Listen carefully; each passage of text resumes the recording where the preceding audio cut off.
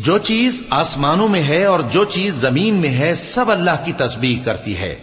جو بادشاہ حقیقی ہے پاک ہے، زبردست ہے، حکمت والا ہے. وہی تو ہے جس نے ان پڑھوں میں انہی میں سے ایک پیغمبر بھیجے جو ان کے سامنے اس کی آیتیں پڑھتے اور ان کو پاک کرتے اور انہیں کتاب و حکمت کی تعلیم دیتے ہیں. اور اس سے پہلے تو یہ لوگ کھلی گمراہی میں تھے، اور ان میں سے اور لوگوں کی طرف بھی ان کو بھیجا ہے جو ابھی ان مسلمانوں سے نہیں ملے، اور وہ غالب ہے، حکمت والا ہے.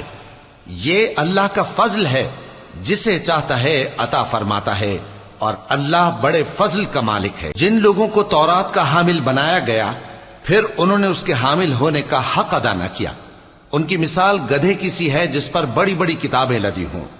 جو لوگ اللہ کی آیتوں کی تکذیب کرتے ہیں ان کی مثال بری ہے، اور اللہ ظالم لوگوں کو ہدایت نہیں دیتا.